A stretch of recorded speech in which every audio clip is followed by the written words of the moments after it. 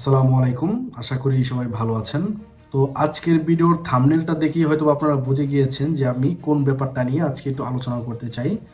আসলে আজকে আমি ভিসা সংক্রান্ত বা কোনো রুলস সংক্রান্ত তথ্য নিয়ে আজকে কোনো কথা বলবো না। এখন বর্তমানে যে ইরান, ইসরায়েল আর মধ্যপ্রাচ্যের মধ্যে যে সংঘাতটা ঘটছে, যা কিছু হচ্ছে এই ব্যাপারটা নিয়ে ছোট্ট করে কিছু আলোচনা করতে চাই। আসলে আমি কোনো এক্সপার্ট না, তারপরও আমি যতটুকু দেখেছি বা যতটুকু জেনেছি আমি ততটুকু নিয়েই ভিডিওটা বানাচ্ছি। আপনারা হয়তো অনেকেই অনেক বিষয় জানেন না, তো সেই বিষয়টা জানানোর জন্যই আমি এই ভিডিওটা বানাচ্ছি। এখন বর্তমানে ইরান ও ইসরায়েলের মধ্যে যে সংঘাতটা ঘটছে, তো এই জিনিসটা তো পৃথিবীর সব মানুষই দেখছে কম বেশি। আর মধ্যপ্রাচ্যের সাথেও যে সংঘাতটা হয়েছে বা কি কারণে মধ্যপ্রাচ্যেও ইরান হামলা করছে, কিন্তু কেন করছে বা কি কারণে যুদ্ধটা শুরু হয়েছে, সেই ব্যাপারগুলো নিয়ে ছোট্ট করে কিছু কথা বলবো আর কি। এই যুদ্ধটা কখন থেকে শুরু হলো? শুধু দেখুন, মুসলমান আর যে ইহুদি আছে তাদের সাথে যে যুদ্ধের ব্যাপারটা আছে, এই যুদ্ধের ব্যাপারটা তো নতুন না। এই যুদ্ধের ব্যাপারটা ইতিহাস থেকেই, পুরানো যুগ থেকেই চলে আসতেছে। তাদের সাথে যুদ্ধের ব্যাপারটা তারা তো সবসময় চায় তারা কিভাবে মুসলিমদের দমিয়ে রাখবে। ইরান আর ইসরায়েলের ব্যাপারটাও ঠিক এইরকম। ইসরায়েল যে প্যালেস্টাইনের ওপর আক্রমণ করলো, সে ব্যাপারটা নিয়েও আপনারা জানেন যে কত মানুষ মারা গেল, কিভাবে নৃশংসভাবে তাদেরকে হত্যা করা হয়েছে। ফেব্রুয়ারি 28 তারিখই তো হঠাৎ করে ইসরায়েল ইরানের ওপর হামলা করে দিয়েছে। ইসরায়েল ও যুক্তরাষ্ট্র দোনো দেশ এক হয়ে ইরানের ওপর সামরিক হামলা চালায়। এই ব্যাপারটা কিন্তু আমরা সবাই জানি কম বেশি, যেটাকে তারা নাম দিয়েছে অপারেশন লায়ন্স রাও। তাদের প্রধান লক্ষ্যটা ছিল ইরানের সামরিক পারমাণবিক স্থাপনা ধ্বংস করা। ইসরায়েল ও যুক্তরাষ্ট্র কোনোভাবেই চায় না যে ইরান পারমাণবিক শক্তিধারক দেশগুলোর মধ্যে একজন হয়ে উঠুক, কারণ তারা জানে যে যদি ইরানের কাছে পারমাণবিক শক্তি থাকে তাহলে তারা এই এই সাইটে, মিডল ইস্টের এই সাইটগুলোতে তারা কখনোই দখল করতে পারবে না, বা তাদের কোনো বেস তারা তৈরি করতে পারবে না, কারণ ইরান সেই জিনিসটা দিবে না তাদেরকে। তারা যে হামলাটা চালিয়েছে, এই হামলায় তাদের যে শীর্ষ ধর্মীয় নেতা আলী খামেনি নিহত হয়েছেন, যার কারণে এই যুদ্ধটা আরো তীব্রকার ধারণ করেছে। ইরান, সৌদি, কাতার, দুবাই এই তিন দেশকে ক্রমাগত মেরেই চলেছে, কিন্তু ইরান কোনো সাধারণ মানুষের উপরে কোনো অ্যাটাক করেনি। তাদের অ্যাটাকগুলো ছিল শুধুমাত্র ইউএস যে মিলিটারি বেসগুলো আছে সেইগুলোর উপর।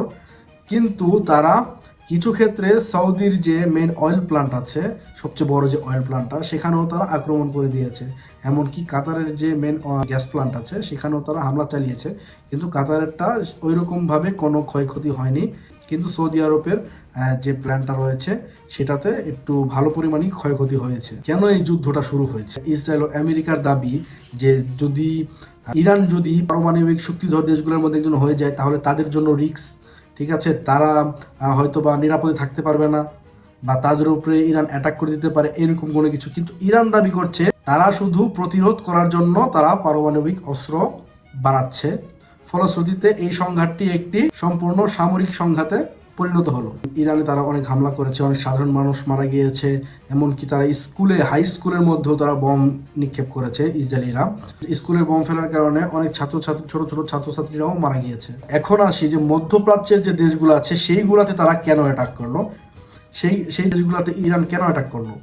এই সংঘাতটা কিন্তু শুধুমাত্র ইরান ও ইসরায়েলের মধ্যে সীমাবদ্ধ নেই। এই সংঘাতটা মিডল ইস্টের তিন চার দেশের মধ্যে এই জিনিসটা ছড়িয়ে পড়েছে।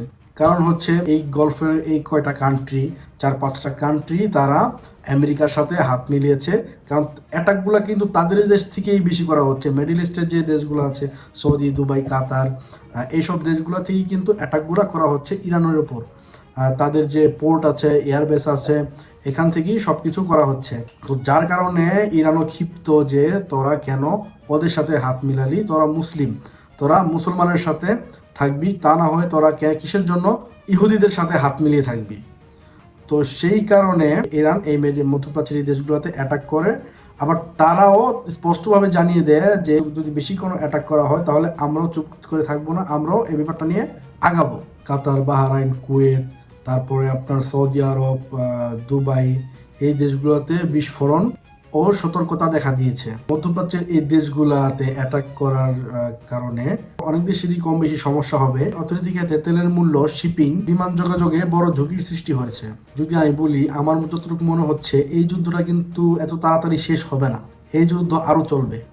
কারণ এখানে রাজনৈতিক নেতৃত্বর পরিবর্তনের ব্যাপার আছে, নতুন জোট ও অংশীদারিত্ব এই ব্যাপারগুলো আছে, তারপর আঞ্চলিক ভিত্তিক উত্তেজনার যে ব্যাপারটা আছে এগুলাও অনেক কিছু। তার মধ্যে আবার ইরানের যে প্রধান ধর্মীয় নেতা ছিল তার হত্যাকাণ্ডের ব্যাপারটা তো আছেই। ইরানের শীর্ষ নেতার মৃত্যু যুদ্ধকে আরো ভয়াবহ করে তুলেছে। এই যুদ্ধটার কারণে দেখতে পারবেন কিছুদিন পরে বা একটা সময় একটু সমস্যা থাকবে, কারণ যেহেতু এই মিডল ইস্টের দেশ থেকেই ওয়ার্ল্ডের অধিকাংশ দেশই তেল রপ্তানি কিন্তু এই মিডল ইস্টের থেকেই হয়ে থাকে। এক্ষেত্রে অনেক সমস্যার সম্মুখীন হতে হবে। এমনকি কাতার থেকে তো বাংলাদেশেও তেল যায়, তো বাংলাদেশেও অনেক সমস্যার সম্মুখীন হতে হবে। ইরান ও ইসরায়েলের যুদ্ধ কেন সাধারণ যুদ্ধ নয়, তা মধ্যপ্রাচ্য ও আন্তর্জাতিক সম্পর্কের উপর প্রভাব ফেলেছে।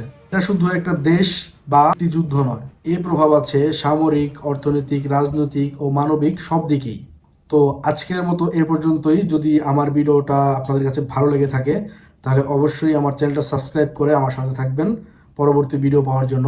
আসসালামু আলাইকুম।